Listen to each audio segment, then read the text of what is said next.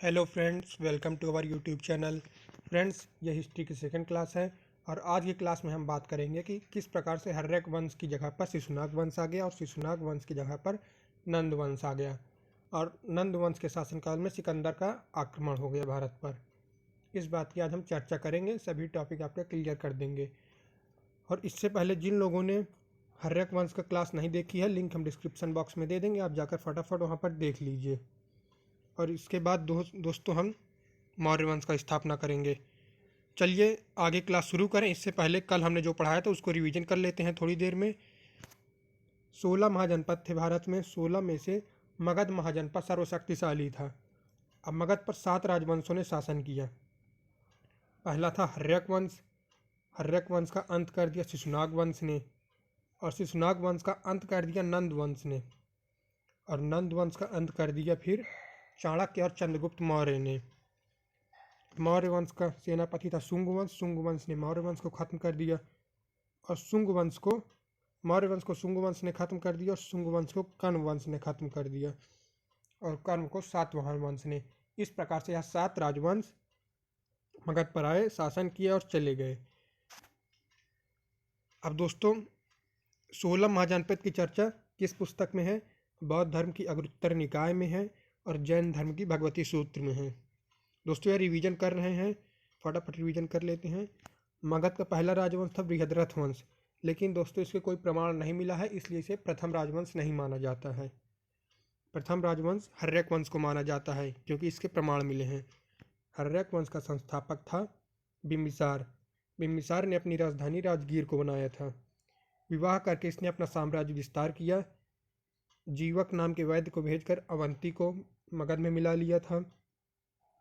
वैशाली को यह जीतना चाहा परंतु जीत नहीं पाया। इसकी हत्या कर दी थी इसी के पुत्र बिम्बिसार की हत्या कर दी बिम्बिसार के पुत्र अजातशत्रु ने, इसलिए इसे पितृहंता कहा जाता है। इसी को कुड़िक भी कहा जाता है। अजातशत्रु ने राजगीर को किला बनवा दिया, राजधानी को इसने किला बनवा दिया। इसके पास एक वर्षकार नाम का गुप्तचर था जो कि बहुत ही बुद्धिमान था। इसने वर्षकार को वैशाली में भेजा, सारे भेद निकलवा लिए और उसके बाद वैशाली पर आक्रमण कर दिया। और इस युद्ध में इसने 2 नए हथियारों का प्रयोग किया, रथ मूसल, महाशिला कंटक। ये बहुत ही महत्वपूर्ण है। और अजातशत्रु ने ही प्रथम बौद्ध संगीति की स्थापना करी थी। संगीति होता है अर्थात संगम, बौद्ध धर्म के धर्म गुरुओं का संगम जिस पर चर्चा की जाती थी, उसी को संगीति कहते हैं। अब बात करते हैं अजातशत्रु। अजातशत्रु ने अपने पिता बिम्बिसार की हत्या कर दी और अजातशत्रु की हत्या उसी के पुत्र उदयीन ने कर दी। उदयीन ने राजधानी राजगीर से पाटलिपुत्र कर दिया। इसने कुछ खास कार्य किया नहीं, इसलिए इसको बस इतना याद रख लीजिए, राजधानी को राजगीर से पाटलिपुत्र कर दिया। इसके बाद आता है इसी का पुत्र नागदशक। नागदशक हर्यक वंश का अंतिम शासक था। यह बिल्कुल ही अयोग्य शासक था और इसका सेनापति था शिशुनाग। शिशुनाग ने शिशुनाग वंश की स्थापना कर दी। तो कल का रिवीजन हो गया है। अगर आपको विस्तार से पढ़ना है तो लिंक डिस्क्रिप्शन बॉक्स में दे दी जाएगी। अब आज के टॉपिक शुरू करते हैं। हम शिशुनाग वंश में कौन कौन से राजा हुए, इसने क्या क्या कार्य किए। शिशुनाग डेंसिटी, इसमें एक ही शासक जो है थोड़ा योग्य शासक हुआ था, कालाशोक।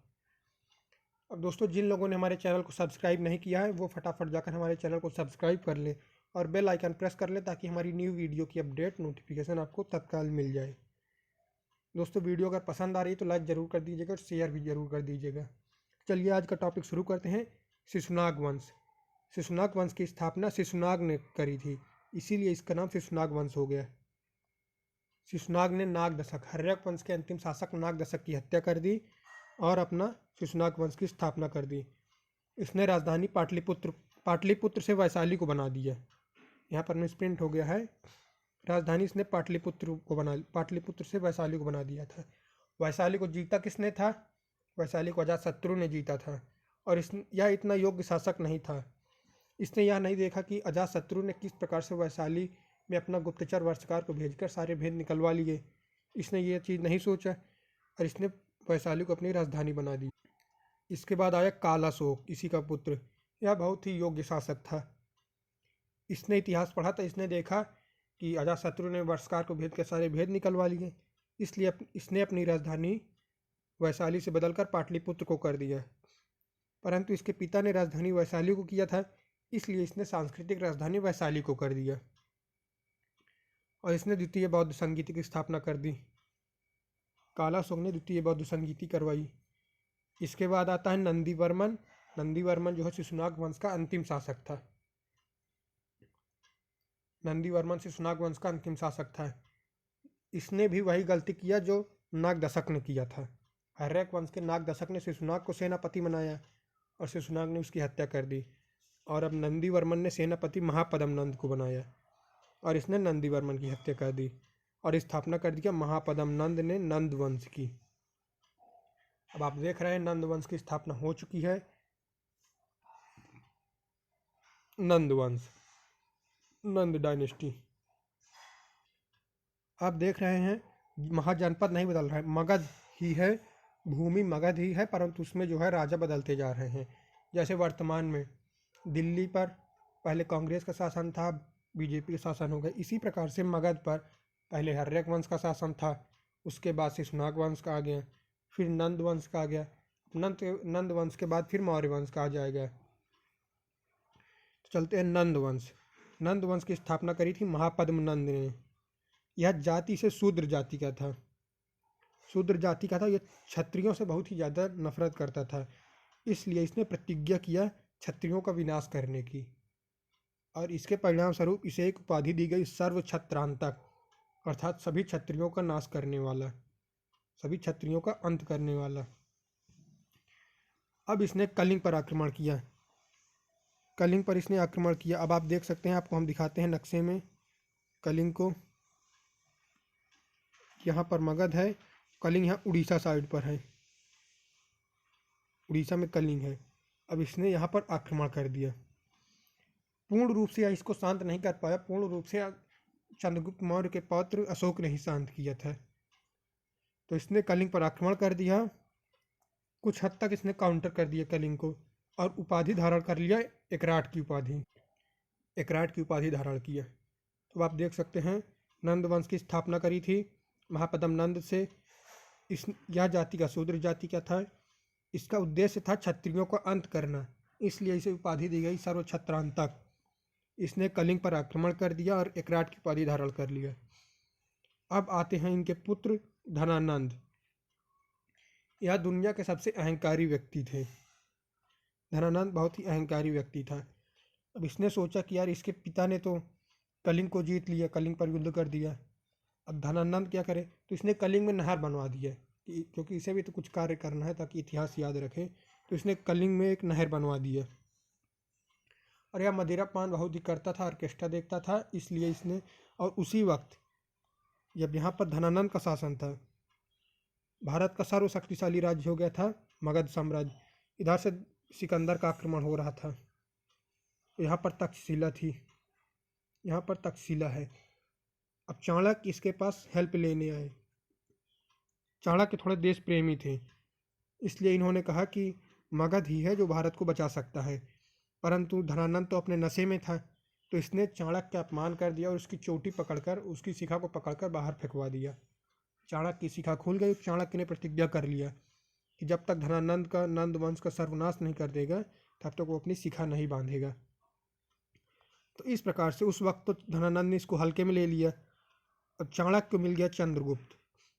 चंद्रगुप्त के अंदर बचपन से ही शासक बनने की शक्तियाँ थीं, शासक बनने के लक्षण दिखाई दे रहे थे। तो इसने अपने जीवन में बस दो ही कार्य किया धनानंद ने, पहला कलिंग में नहर बनवाया और दूसरा चाणक्य का अपमान कर दिया। और इधर से सिकंदर का आक्रमण हो रहा था। अब थोड़ा बात कर लेते हैं सिकंदर के आक्रमण की। जब सिकंदर ने आक्रमण किया, ये आप देख सकते हैं, इधर से सिकंदर आक्रमण कर रहा था। गांधार, गांधार का राजा था आम्बिक। आम्बिक ने बिना लड़े ही आत्मसमर्पण कर दिया, अपने आप को सरेंडर कर दिया। और सिर्फ आत्मसमर्पण ही नहीं किया, साथ ही साथ इसने कहा कि आप आगे बढ़िए, हम आपका साथ देंगे, सिकंदर से कहा। तो सिकंदर ने यहाँ पर सिंध प्रांत में, यह गांधार है, यहाँ पर सिंध है, यहाँ का राजा थे पोरस। उसने पोरस के बारे में सभी जानकारी दे दी, पड़ोसी ने पड़ोसी का भेद खोल दिया। युद्ध हुआ। पोरस झुकने वाले थे नहीं, पोरस ने बहुत वीरता से लड़ाई किया, परंतु अब सिकंदर के सामने हार गए तो उनकी वीरता को देखकर सिकंदर बहुत ही प्रसन्न हुआ तो उसने उसे यहीं कर राजा बना दिया, टैक्स लेकर छोड़ दिया। तो इधर आम्बिक ने तो आत्मसमर्पण कर दिया, तो इसके जीवन का तो कोई अर्थ था नहीं, इसके बारे में कुछ पढ़ना नहीं है। पोरस ने वीरता से युद्ध किया। 326 बीसी में सिकंदर और पोरस के मध्य युद्ध हुआ था 326 बीसी में, 326 ईसा पूर्व में सिंध के राजा पोरस के साथ। सिकंदर जीत गया, पोरस हार गया। अब कहाँ पर युद्ध हुआ था दोस्तों, यह भी इम्पोर्टेंट है। झेलम नदी के तट पर हुआ था यह युद्ध। सिकंदर और पोरस के मध्य में युद्ध हुआ था झेलम नदी के तट पर। झेलम नदी को वितस्ता नदी भी कहते हैं, या फिर ग्रीक में इसको हाइडेस्फीज भी कहते हैं। झेलम नदी को ग्रीक में, यूनान में हाइडेस्फीज भी कहते हैं। अब यह इतनी वीरता से लड़ा था पोरस कि सिकंदर की पत्नी रेक्सोना यह उससे प्रसन्न हुई और उसने उसे भाई बना लिया, राखी बांध दिया। तो यह पूछ सकता है कि रेक्सोना ने पोरस को राखी बांधी थी। और एक मध्यकालीन भारत में हुमायूं को राखी बांधी थी, राजस्थान की महारानी ने हुमायूं को राखी बांधी थी। और एक इसके बाद हम आगे पढ़ते हैं। अब सिकंदर के बारे में कुछ बातें करते हैं। सिकंदर का नौसेना प्रमुख कौन था? सिकंदर का नौसेना प्रमुख निकेटर था, निगार्कस निकेटर। नौसेना अर्थात जल सेना प्रमुख निगार्कस निकेटर था। इसका थल सेना प्रमुख सेल्यूकस निकेटर था। सेल्यूकस निकेटर दोस्तों बहुत ही योग्य था। और इसके पिता थे फिलिप थे इसके। 21 देश का रहने वाला था, मेसिडोनिया का रहने वाला था। मेसिडोनिया यूनान में है। और इसकी मृत्यु 323 बीसी में हुई थी, 323 ईसा पूर्व। इसके गुरु अरस्तु थे। देख रहे हैं आप कितने महान गुरु थे। इसके गुरु अरस्तु थे और अरस्तु के गुरु प्लेटो थे। प्लेटो के गुरु सुकरात थे। यह दोस्तों व्यास नदी पार नहीं कर पाया था। इसकी 323 ईस्वी में मृत्यु, 323 ईसा पूर्व में मृत्यु इराक के बेबीलोन में हुई थी, जब ये लौट रहा था। अभी हम आपको आगे बताएंगे कहानी कि यह लौट कैसे रहा था। इसकी मृत्यु 323 ईसा पूर्व में हो गई थी, जब यह लौट रहा था अपने देश को वापस। तो रास्ते में इराक के बेबीलोन में इसकी मृत्यु हो गई थी और वहीं पर इसका मकबरा बनवाया गया। इसका घोड़ा था ब्यूसेफेलस। इसकी भी मृत्यु, जब इसके मालिक की मृत्यु हो गई तो यह भी तड़प कर मर गया इराक के बेबीलोन में। इसका भी मकबरा वहीं पर बना है। अब बात करते हैं इसे विश्व विजेता क्यों कहा जाता है। इसे विश्व विजेता इसलिए कहा जाता है क्योंकि ये उस समय जितने भी खोजे गए थे देश, उन सभी देशों को विजयी कर लिया था। भारत ने भी एंट्री कर गया था, क्योंकि पाकिस्तान ही भारत में था। पाकिस्तान में तो इसने एंट्री कर लिया था। अब यह कुछ लोग कहते हैं कि यह भारत में आक्रमण करने वाला पहला राजवंश था, तो नहीं। भारत पर आक्रमण करने वाला पहला राजवंश था हखमनी वंश, जो कि ईरान का था। डेरियस प्रथम, इसे दाई बाहु भी कहते हैं। ईरान के शासक जिसने भारत पर आक्रमण किया उसे दाई बाहु भी कहते हैं। डेरियस प्रथम था वह राजा। अब बात करते हैं कि यह भागा कैसे। सिकंदर ने भारत पर आक्रमण क्यों नहीं किया आगे। तो सिकंदर ने भारत पर आक्रमण इसलिए नहीं किया क्योंकि चंद्रगुप्त मौर्य और चाणक्य ने इन्होंने अफवाह फैला दी कि भारत देवों की भूमि है, इस पर जो जाएगा वह मृत्यु को प्राप्त होगा। और दूसरी अफवाह यह फैला दी कि धनानंद के पास हाथियों की बहुत बड़ी फौज है। धनानंद के पास हाथियों की बहुत बड़ी फौज थी। सिकंदर तो सिर्फ घोड़ा लेकर आया था। सिकंदर के पास सिर्फ घोड़े की फौज थी, धनानंद के पास हाथियों की फौज थी। यह अफवाह उड़ा दी गई। वास्तविकता में अधिक हाथी नहीं थे, सिर्फ अफवाह उड़ा दिया गया। और साथ ही साथ यह सिकंदर के सैनिकों को थोड़ी थोड़ी मात्रा में जहर भी दे रहा था कि आज खाओ, कल मरो, परसों मरो, नरसों मरो, 2 महीने बाद मरो, 3 महीने बाद मरो। इस प्रकार से थोड़ा थोड़ा जहर देते गया था और लोग धीरे धीरे मरते गए। अब लोगों के अंदर अंधविश्वास इतनी गहराई से बैठ गया, लोगों को लगने लगा कि भारत देवों की भूमि है, वहाँ पर जाएंगे तो मृत्यु हो जाएगी। क्योंकि उनके खाने में कहीं विष मिला दिया जाता था, चंद्रगुप्त मौर्य मिला देता था, बहुत ही गुप्त तरीके से, किसी को पता नहीं चलता था।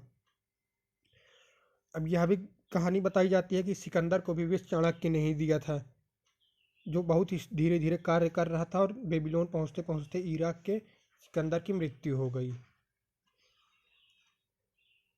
लेकिन फिर भी सिकंदर का जो सेनापति था, थल सेना प्रमुख, इसे डाउट हो रहा था कि नहीं, यहाँ कोई छल हो रहा है, अंधविश्वास जानबूझकर फैलाया जा रहा है। तो यह नहीं मान रहा था, इस ये युद्ध के लिए तैयार था। तो उसी बीच व्यास नदी में बाढ़ आ गई। व्यास नदी में बाढ़ आ गई तो लोग बह गए, कुछ मृत्यु को प्राप्त हो गए। तो उनके अंदर और भी अंधविश्वास बैठ गया। तो सिकंदर नहीं माना, वह वापस चला गया। सिकंदर आगे युद्ध के लिए नहीं गया, वापस चला गया। सेल्यूकस निकेटर वापस फिर से आया आक्रमण करने, लेकिन उस वक्त गद्दी पर धनानंद को खत्म करके चंद्रगुप्त मौर्य बैठ चुका था। तो इस प्रकार से हमारा इतिहास यहीं पर खत्म होता है। एक बार फटाफट रिवीजन कर लेते हैं दोस्तों। शिशुनाग वंश की स्थापना करी थी शिशुनाग ने। इसकी राजधानी थी पाटलिपुत्र। पाटलिपुत्र से इसने अपनी राजधानी वैशाली को बदल लिया। वैशाली को अजातशत्रु ने जीता था।